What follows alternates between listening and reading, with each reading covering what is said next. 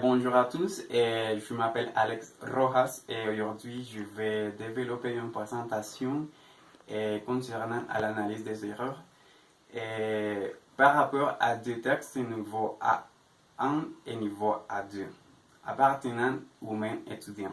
Mais avant de commencer, je vais vous dire quelques caractéristiques des fautes et des erreurs. Et puis après, je vais vous mentionner les nombres d'heures que l'étudiant doit recevoir dans le niveau A1 et le niveau A2. Puis, je vais commencer avec la présentation et pour finir, je vais faire une comparaison entre les productions écrites et je vais essayer de vous donner des différentes activités concernant la partie de la rémunération. Donc, tout d'abord, en didactique de langues étrangères, les erreurs relèvent d'une méconnaissance de fonctionnement, par exemple, accorder le pluriel de cheval, un cheval avec un S à la fin, lorsqu'on ignore qu'il s'agit d'un pluriel irrégulier. D'autre côté, les fautes font partie des erreurs du type lapsus, c'est-à-dire une intention fatigue que l'apprenant peut corriger. Selon le cadre européen commun de référence, un élève dans un niveau A1 doit recevoir entre 80 et 100 heures d'apprentissage et pour le niveau A2, il doit recevoir entre 180 heures et 200 heures.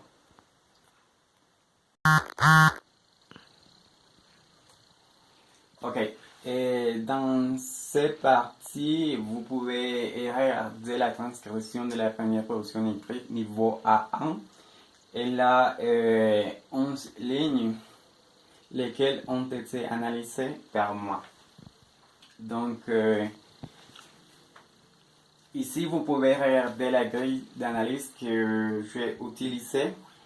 Et pour l'analyse de cette première production écrite, je mettrai l'accent sur les problèmes de syntaxe et d'orthographe. Car à ce premier niveau, l'étudiant est en processus d'acquisition lexicale avec cette seconde langue, dans ce cas, le français. Et aussi, on doit tenir compte des éléments que je vais mentionner maintenant qui sont identification de l'erreur, correction de l'erreur, faute, erreur, type d'erreur, source de l'erreur et la partie de rémédiation. Donc, dans ces parties, l'étudiant présente différents défauts. Au moment d'écrire, je peux plus que tout relier cela à l'interférence de la langue maternelle et de la partie intralangue parce que il est en train d'acquérir son propre vocabulaire. Ici, je vais commencer avec les fautes ou les erreurs d'orthographe. Sur la ligne numéro 1 et sur la ligne numéro 11, nous pouvons trouver les mots très, mais ça c'est une erreur parce que dans ces deux lignes, l'étudiant a oublié d'écrire l'accent sur les morphèmes. Et ça pourrait être partie de l'oubli ou l'accus. Pour la partie de rémédiation, on peut dire que ça concerne les accents. Donc, pour la partie de syntaxe, ici sur la ligne numéro 4, vous pouvez trouver les mots beaucoup de, c'est-à-dire un adverbe de quantité. Et comme vous savez, les adverbes et l'adverbe de quantité beaucoup de, il s'écrit sans S à la fin. Mais l'étudiant a écrit S à la fin et la correction c'est beaucoup de sans S. Pourquoi interférence de la langue maternelle? Parce que je pense que l'étudiant a fait un type de traduction de l'espagnol en français parce qu'il avait pensé muchos en espagnol Et pour former les pluriels, il a ajouté le S à la fin. Donc, ici, sur la ligne numéro 5, on a aussi un problème de syntaxe parce que l'étudiant a oublié de faire l'accord de genre. Ici, on a les mots promenade, les noms féminins, et il a oublié de faire la concordance avec l'article indéfini. Ça, c'est une promenade. Dans cette partie-là, sur l'erreur, il s'agit de l'application incomplète de la règle.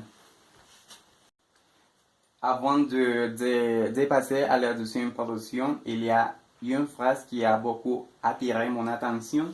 Il s'agit de la ligne numéro 8. On a je sais et la correction c'est je suis.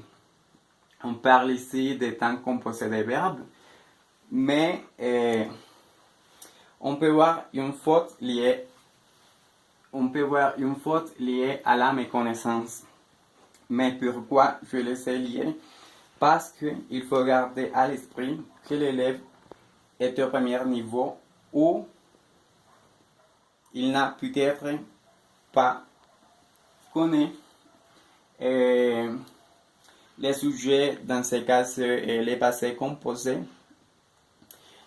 Et pourquoi une faute? Parce que au fil du temps, il pourra se corriger et il pourra connaître les sujets dans ce cas et les temps composés des verbes, les passés composés.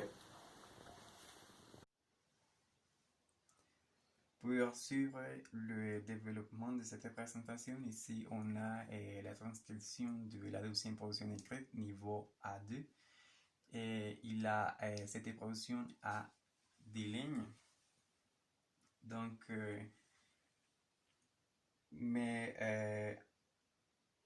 pour cette deuxième partie, je utiliserai la même méthodologie que celle de la première, mais je me concentrerai sur quelques problèmes sémantiques, lexicaux et morphosynthétiques.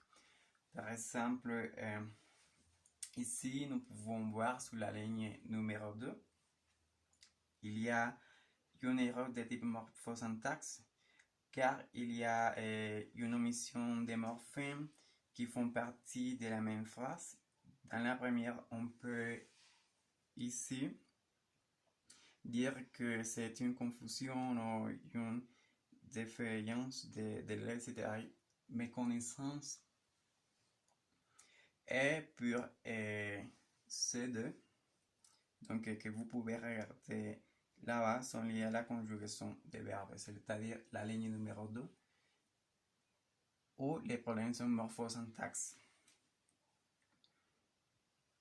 Par contre, à la ligne numéro 4, nous avons une erreur lexicale due à l'inférence de la langue maternelle et aussi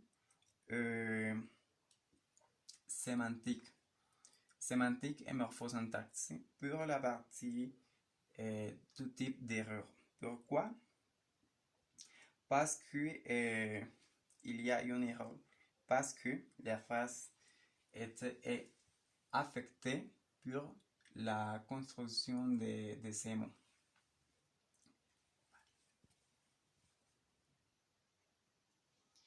Ok, en guise de conclusion, il faut souligner que l'étudiant a présenté plusieurs fautes et plusieurs erreurs, mais il y a une particularité qui a retenu mon attention parce que l'élève a présenté beaucoup de fautes et beaucoup d'erreurs au niveau A2 qu'au niveau A1. C'est pour ça que je serais dire que l'étudiant a utilisé les traducteurs ou il a demandé à quelqu'un pour faire la correction de la première production écrite. Par contre, je veux dire que pour la deuxième, il faut garder à l'esprit que l'étudiant était en train de présenter un examen, c'est-à-dire qu'il n'avait pas un dictionnaire ou quelque chose comme ça où il pouvait chercher la signification des mots. De cette façon, je conseille que l'étudiant doit doit développer plusieurs fiches pédagogiques concernant les sujets de conjugaison des verbes, la place d'adjectifs et la partie d'orthographe avec l'aide du professeur.